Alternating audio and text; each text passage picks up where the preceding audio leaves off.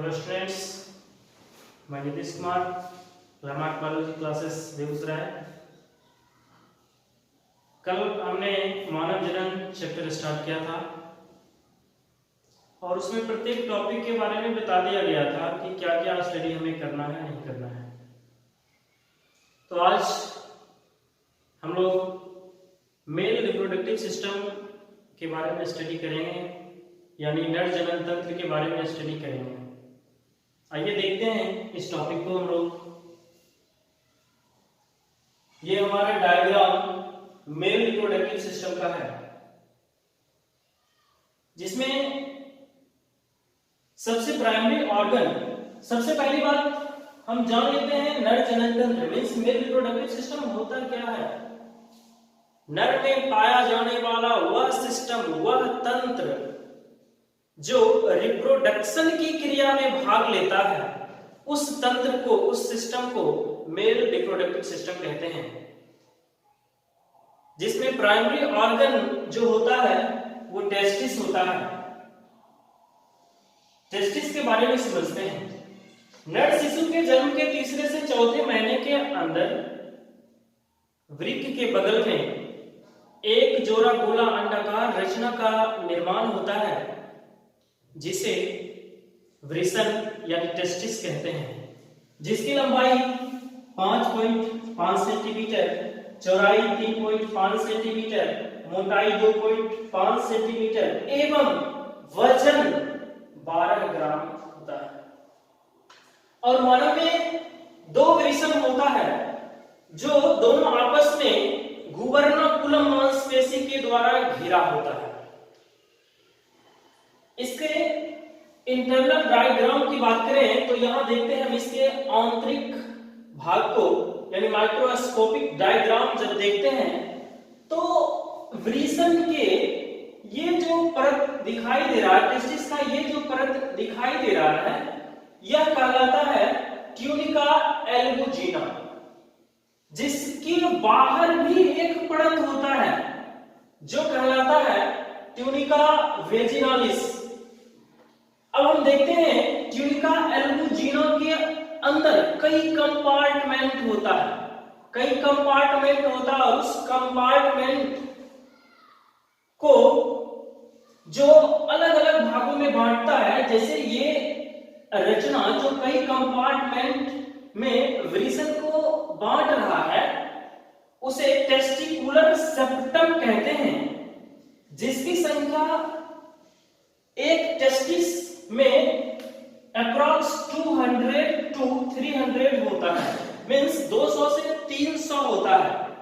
और इसके अंदर क्वाइल जैसा कई नलियां होता है, टिब्यूल्स होता है, जिसे सेमेनिफेरस टिब्यूल्स कहते हैं, जो एक कंपार्टमेंट में अप्रॉक्स 1 to 3 होता है, 1 से 3 होता है। और इसमें ही स्पर्म का फॉर्मेशन होता है। मींस अगर पूरे टेस्टिस की बात करें तो पूरे टेस्टिस में सेमेनिफेरस टिब्यूल्स की जो टोटल नंबर होगी वह नंबर अप्रॉक्स 900 हो जाएगी, बिकॉज यह सेप्टम की जो संख्या होती है वो 200 से 300 होती है। उसके बाद यह सेमेनिफेरस टिब्यूल्स जो है उसके बीच कनेक्टिव टिश्यूज पाया जाता है, जो इंटरस्टिशियल सेल से निर्मित होता है। इंटरस्टिशियल सेल से यह निर्मित होता है, यह कनेक्टिव टिश्यूज है। अब यह सेमेनिफेरस टिब्यूल्स बाहर जो ये क्वाइल जैसी रचना फिर है जिससे जुड़ा है, जो रेटेड टेस्टिस कहलाता है, और यह बाहर की ओर जिस कई नलियों में खुलता है जो वासा एफरेंसिया कहलाता है। अब हम लोग देखते हैं कि स्पर्म का फॉर्मेशन कैसे होता है, क्या होता है। स्पर्म का फॉर्मेशन इस सेमेनिफेरस टिब्यूल्स में होता है, और यह इस रास्ते से एट फर्स्ट पहुंचता है रेटे टेस्टिस में, और यहां कनेक्ट होकर के फिर क्या होता है, ये आगे की ओर वासा एफरेंसिया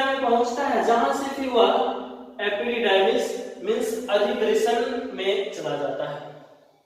अब हम एक कंपार्टमेंट का स्पेशल स्टडी करते हैं, जो टेस्टिकुलर सेप्टम, टेस्टिस को अलग अलग कंपार्ट में बांटा था, उसे एक सेक्शन की हम बात करते हैं, मींस सेक्शन ऑफ टेस्टिस।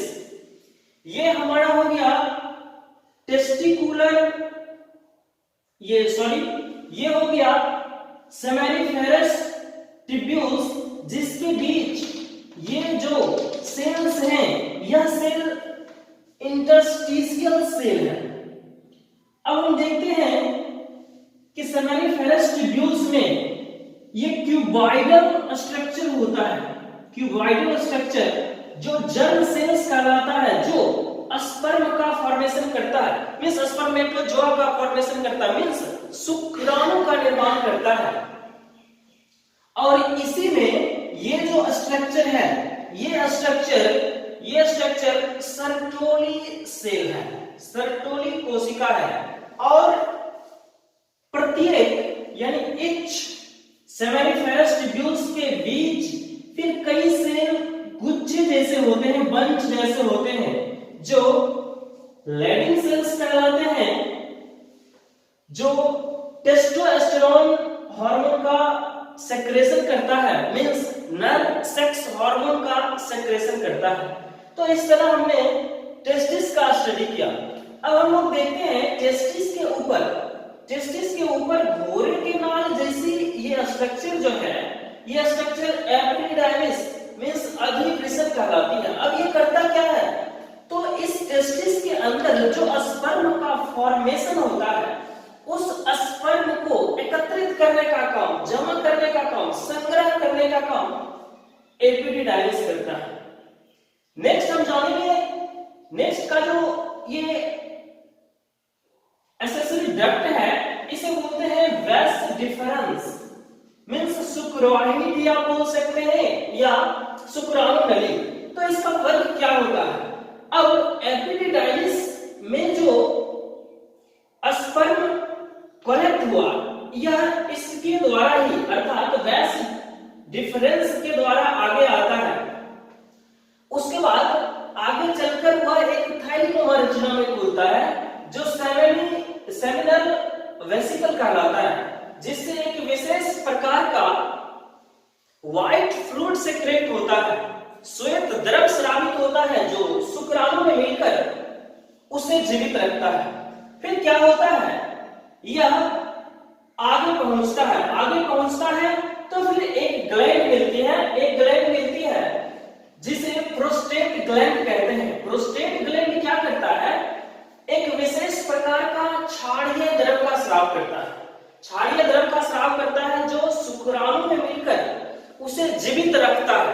तथा शुक्राणु एक बात तो जीवित रखने का काम यहाँ पर सेमिनल वेसिकल करता है, और इसलिए भी इसे बोलते हैं जीवित रखने का काम करता है प्रोस्टेट ग्लैंड, बिकॉज यह जो है शुक्राणु में मिलकर उसकी सक्रियता को, एक्टिविटी को बढ़ा देता है। एक बात और होती है कि प्रोस्टेट ग्लैंड से निकलने वाले फ्लूइड के कारण ही क्या होता है कि शुक्राणु में विशेष प्रकार की महक होती है, गंध होती है। फिर आगे जब चलते हैं तो मूंग के बीज के आकार का दोनों ओर ग्रंथि पाई जाती है, जिसे काउपर ग्लैंड कहते हैं। काउपर ग्लैंड कहते हैं। इससे भी एक विशेष प्रकार का क्या होता है, फ्लूइड स्राव होता है, जो सीमेंट के निर्माण में भाग लेता है। और उसके जस्ट आगे जब आते हैं तो एक्सटर्नल जेनेटेरिया होता है, जो पेनिस कहलाता है, यानी इसे पेनिस कहते हैं। समझते हैं पेनिस क्या होता है। मानव के वृषण के ऊपर 7 से 10 सेंटीमीटर लंबाई एवं लगभग 4 सेंटीमीटर व्यास का एक मांसल रचना पाई जाती है, जिस रचना को पेनिस कहते हैं। इसके आंतरिक, जिसका अगला भाग क्या होता है, ग्लांस पेनिस कहलाता है। यहीं से नर में लैंगिक उत्तेजना प्रारंभ होती है। इसके आंतरिक भाग का स्टडी करने पर यह पाया गया कि इसमें 3 नलियां होती हैं। इसमें 3 नलियां होती है। क्या होता है, जब नर में लैंगिक उत्तेजना ग्लांस पेनिस से स्टार्ट होता है, लैंगिक उत्तेजना आता है, तो इस तीनों नली में रक्त का प्रवाह तेजी से होने लगता है, जिसके कारण क्या होता है, यह पेनिस जो है रिजिड हो जाता है, कड़ा हो जाता है, हार्ड हो जाता है। Thank you. फिर अगले क्लास में हम लोग फीमेल रिप्रोडक्टिव सिस्टम के बारे में स्टडी करेंगे।